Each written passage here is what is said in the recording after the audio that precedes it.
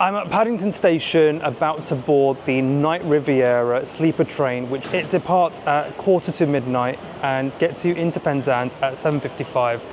This is the second time I'm doing this. I absolutely love this journey. I go to Cornwall a lot, and whenever I can do the sleeper train, it's such a great way to travel.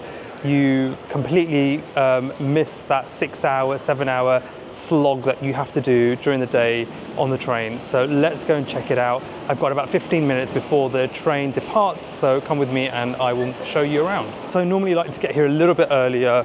There is a first class lounge that you can use.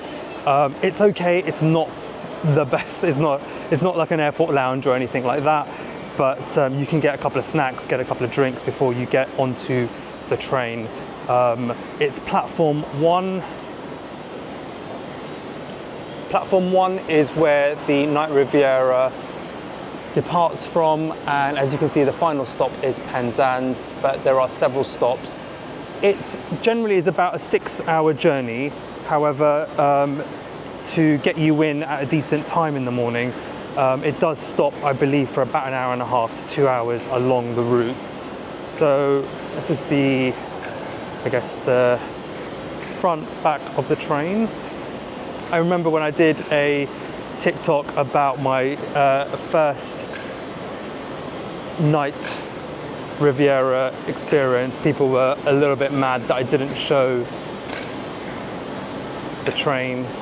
I love coming to Paddington and seeing Paddington Bear.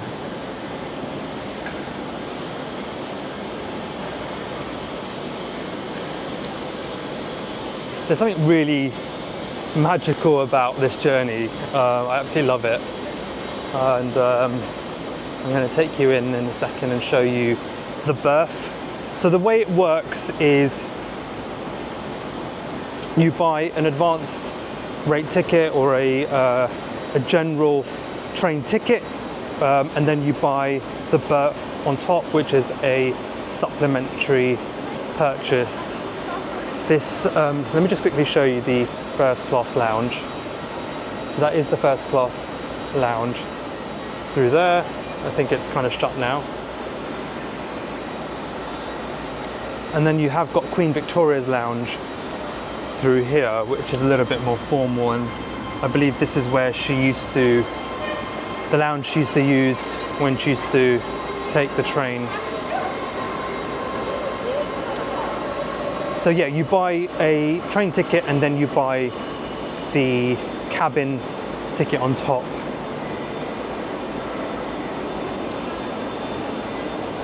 You do need paper tickets when you board. You can't use an e-ticket for this, or a digital ticket. You have to get a ticket printout.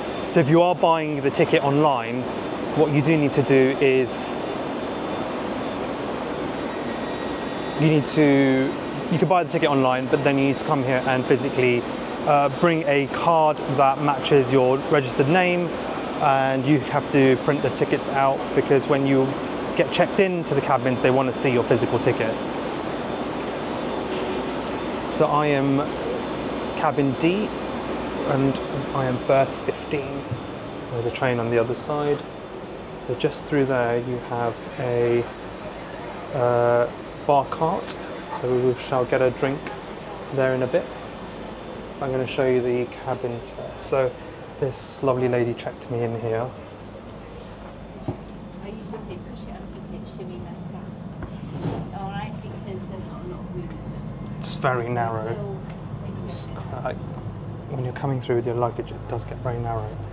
So I'm number 15. You get a key card.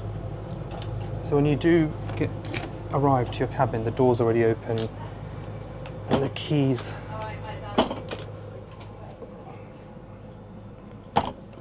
already waiting for you. Just going to try it. Anyway, I don't know how to lock the door in, but just give you a quick view of the cabin. It is very cozy, as you can imagine, and actually this is a bunk bed, so you can get 2 of you in here, which I've never tried that, but so if it's a single person, they make up the bottom bed for you, but if there's 2 people, you do get the top bunk pulled out. I've had two very tall friends who have done this as a twin. So I'm going to close the door now just because I can't hold it open. So you have your own window, which is really nice because as you approach Penzance or you get into Cornwall and the sun rises, it's really lovely to see. I'm just going to put it's quite lovely to see the countryside as you're approaching and the sun's rising. So you have your own sink here, which is great if you don't need the toilet because you can brush your teeth here and wash your face, etc. Because the toilets are outside, communal. You've got a little reading light, and I'm just going to see if there is more lights. Just bear with me.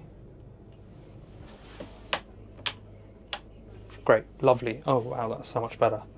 Right, so a very narrow bed, as you can see. It's very cozy. I remember having to really kind of tuck myself in and hold on. Two quite nice cushions. Quite nice duvets, and you've got a hand towel, face towel. And then if we swing around here, there is a connecting door, I believe, to the next. No, maybe not, that's not connected up, but you've got these really snazzy hanging spaces. Already got my jacket in there. That's quite cool. Some storage space up there and some handy storage space down there under the bed. You can fit. I've got a wheelie carry-on bag and a rucksack, so they both fit quite nicely in there. So when I arrived at the cabin, there was a lovely lady attendant who came and checked me in. She asked me if she kind of showed me around the room. I've done this journey before, so I kind of knew my way around the room, but she was very forthcoming with information about how to navigate the room. There is a call button because they're on the train all night with you, so they're kind of there to look after you. She took my breakfast order, so you can have a complimentary breakfast of, I think it's like a pastry, a sausage roll, tea, coffee, orange juice and some porridge, and you can either have it before 6:30 a.m. delivered to your room, or you can have it as a takeaway as you're leaving the train. And it's just a really lovely service, like the way they kind of really they greet you and they kind of show you the room, and it's just a really kind of hands-on approach. It's very nice. I'm going to go to the bar cart in a minute and get a pre-bed hot drink, but I'm just going to talk to you about the cost of this.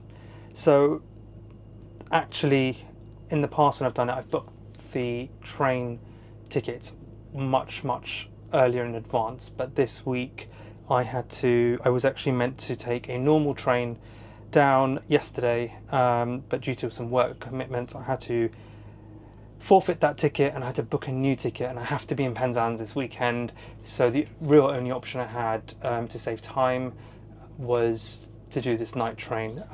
So the ticket alone for the train cost me a staggering £150. No, it was £80 actually.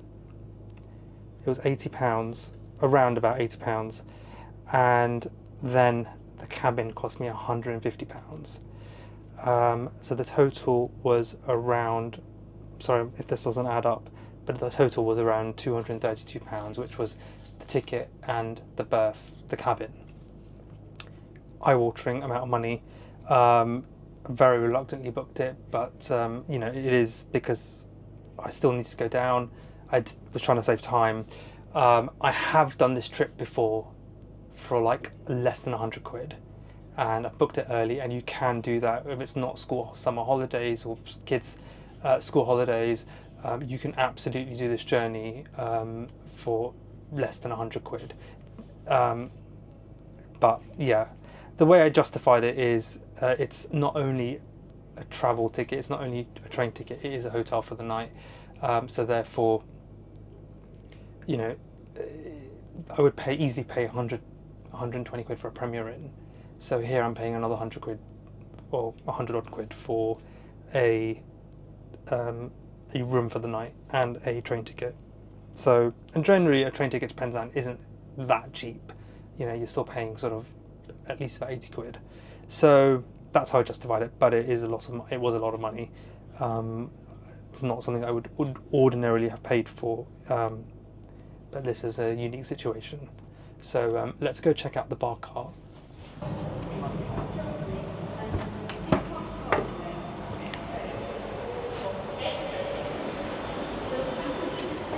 So it's got toilets on either side of the row of cabins. So it's quite busy, the bar cart.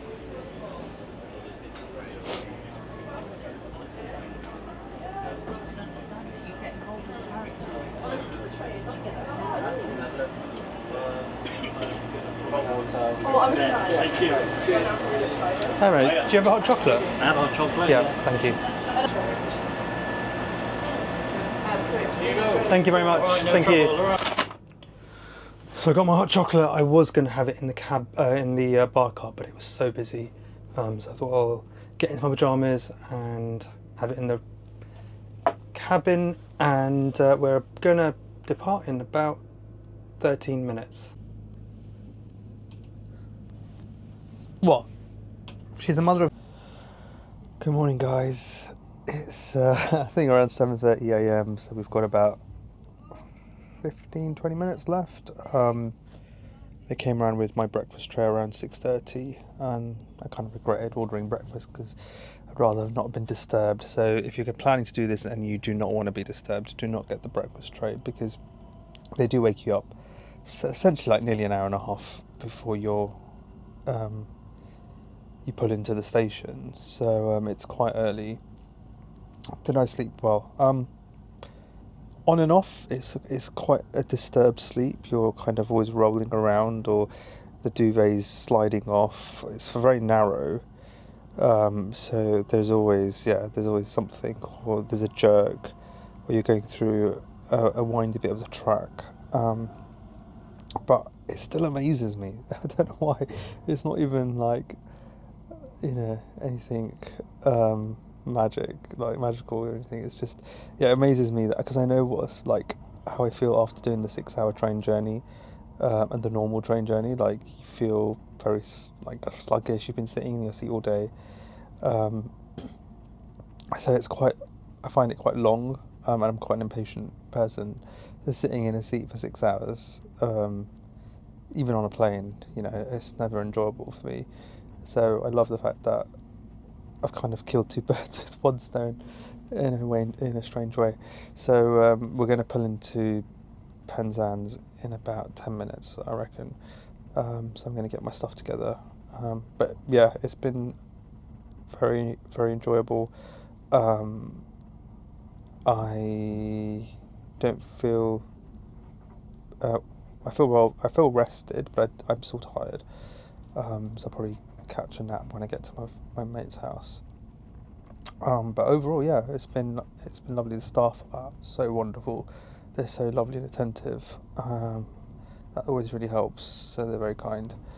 And luckily, I didn't need the toilet in the night or anything. Otherwise, that's a bit of a slog because I'm sleeping with no top on, and just in my boxer shorts, so to have to put clothes back on and stuff like that. So luckily I didn't need to use the toilet.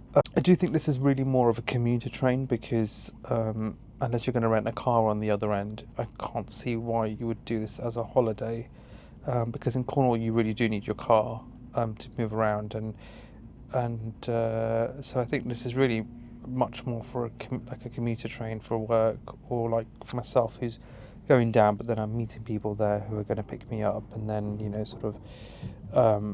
drive me around, or I don't need a car there, but definitely check it out if you ever get the opportunity. I think it's a wonderful service. I wish there were more sleeper trains to different parts of the UK. There is one that goes to Scotland, which I have looked into, so that is on my to-do list. So I hope you guys enjoyed this video. Please give it a thumbs up. Hit the subscribe button because I really want to make more of these. I really want to grow this channel to become a good source for people who enjoy hotel content. So I really appreciate your support.